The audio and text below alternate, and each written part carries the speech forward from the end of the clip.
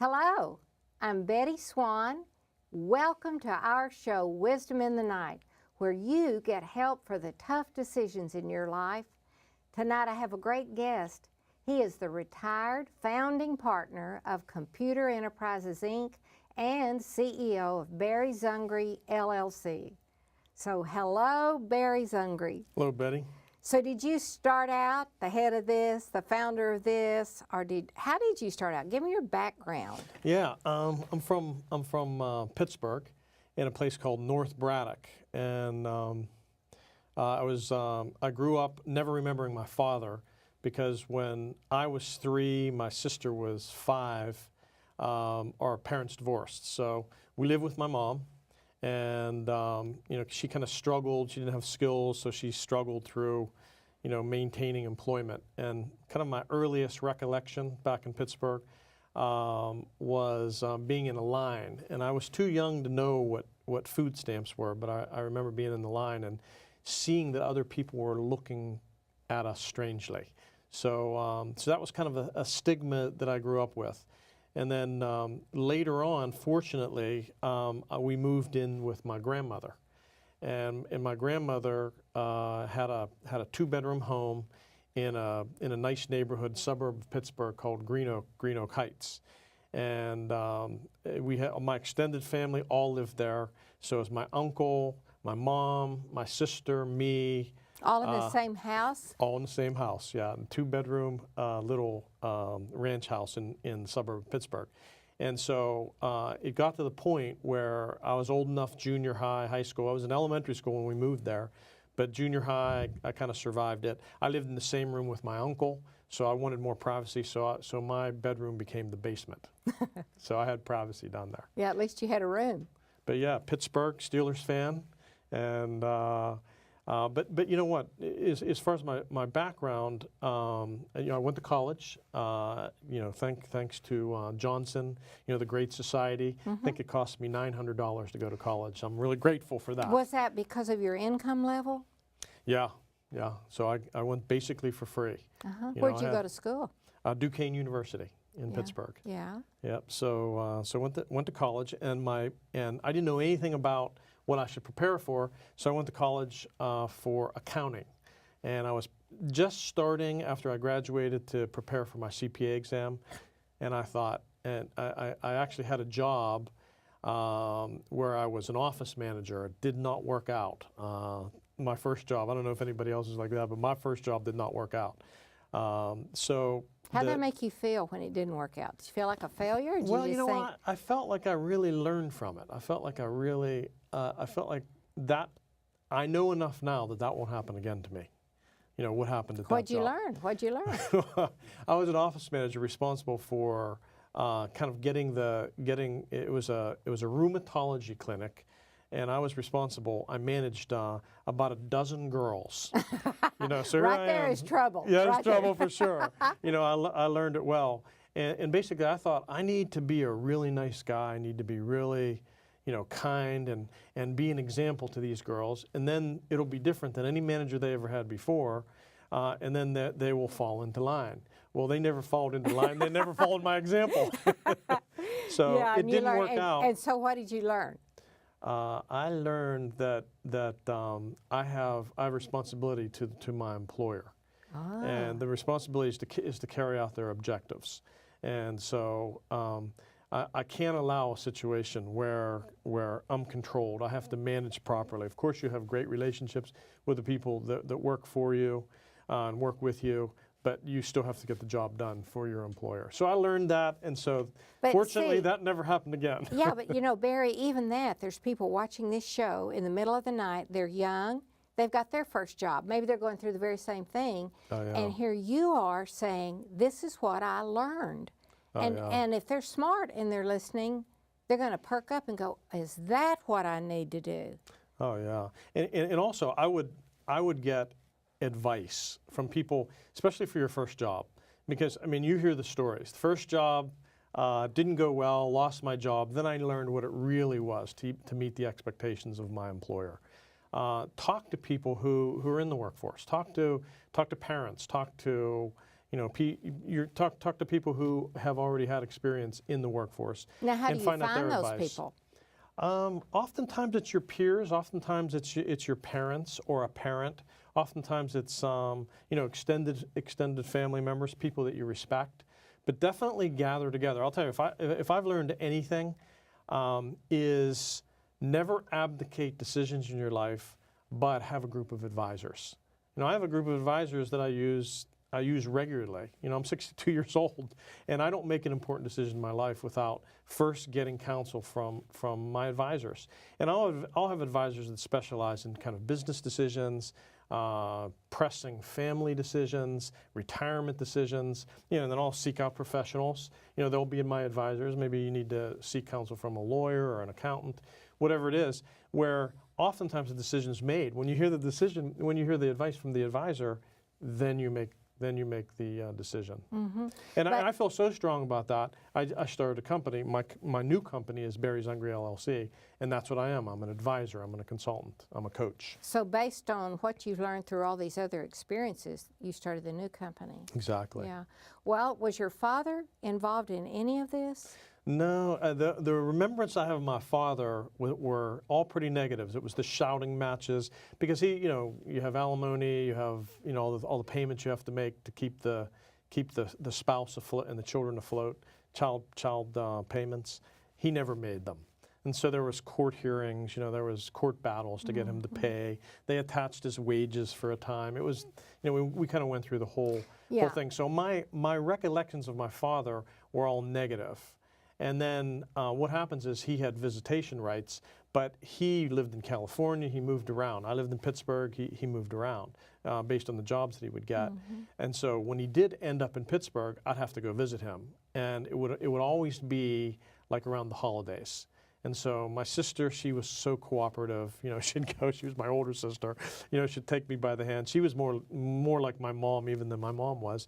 And she'd try to get me to behave. But I'd go on Christmas Day to visit my father, and I'm not proud of this, but I tortured him. I did not want to be there. I saw him one time a year, and you're going to take me away from my real family on Christmas.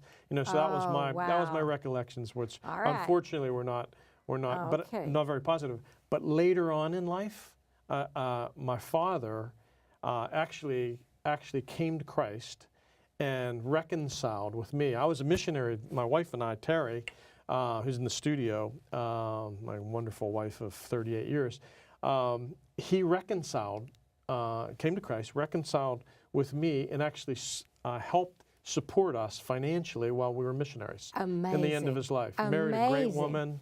So, yeah. So wow, anything can be changed. Anything can be changed. That really is true. exciting. So, now you got out of your first job, and how did you get in your first business?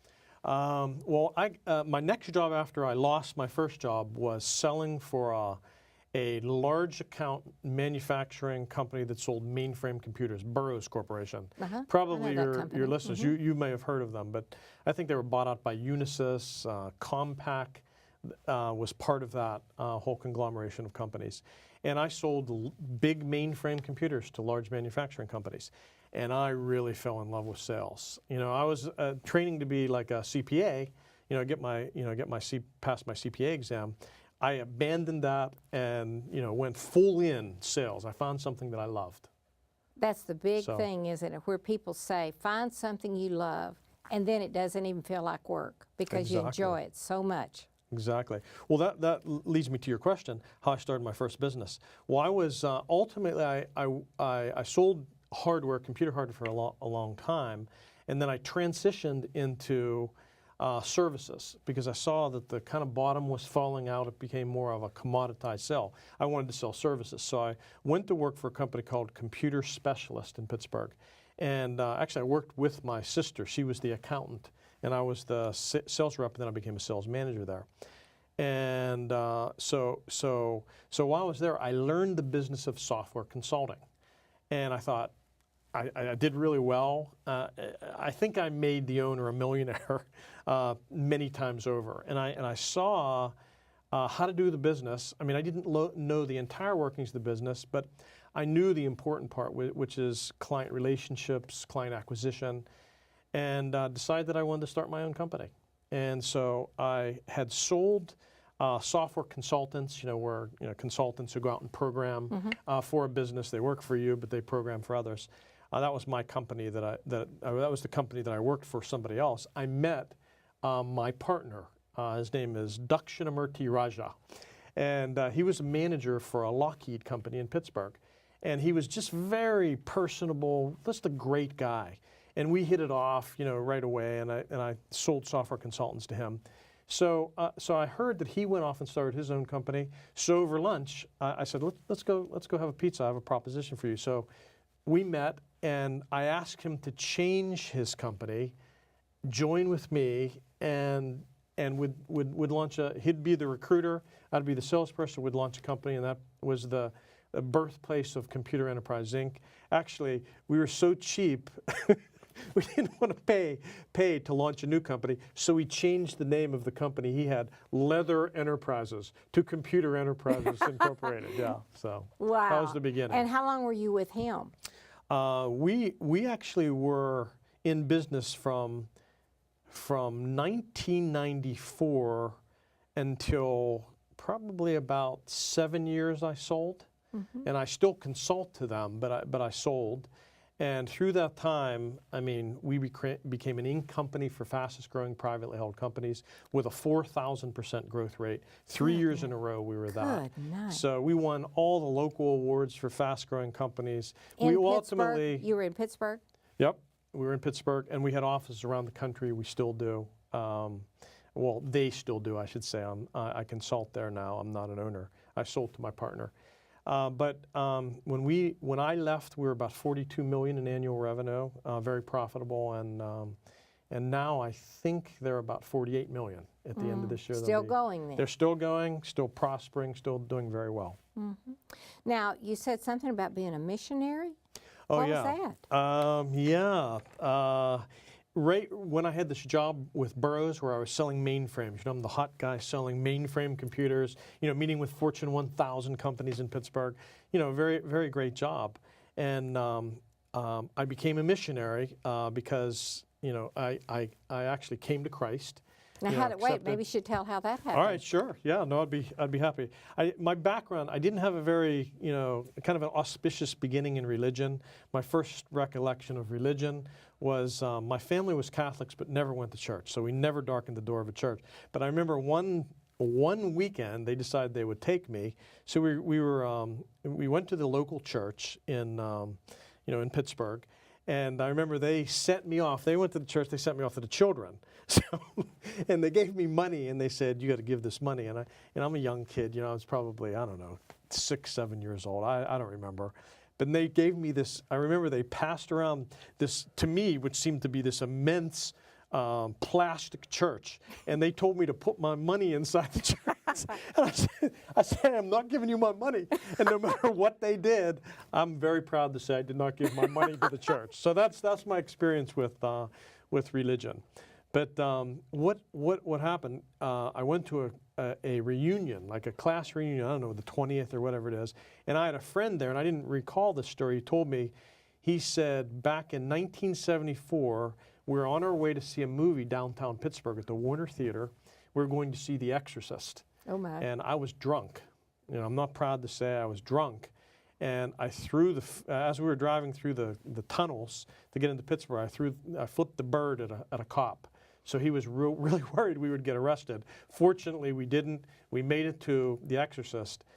And while I was watching The Exorcist, I was terrified. I knew that this was true. I knew there was something out there besides me. And I was very much afraid because I knew that I was not in a place that was a good place with God. So 2 weeks after that, I accepted Christ. But here's how it happened. Every night I would go, me and my friends would go to this athletic field, play sports. Unfortunately, we'd get high. And after that, me and my friend, Jimmy Turner, went to a cheerleader's house. So we didn't know they'd be there. We knocked on the door. Fortunately, she was there. She invited us in. We thought, oh, this is great. And lo and behold, somebody that was kind of my enemy in high school was there. Janet Kern, now it's Janet Harbury, they're lifelong friends. And she didn't like me in high school. And she was very negative, like not very ambitious. I didn't like her very much either, but she was very optimistic. Then she started talking about Jesus, and she started talking about how you could know him, and I know him, and somehow I knew that was true. And I was high, right? And I made an observation about myself. I was not high anymore, okay? I was sober as could be, and I was excited. I don't know where this came from. I was just very excited about what she was saying.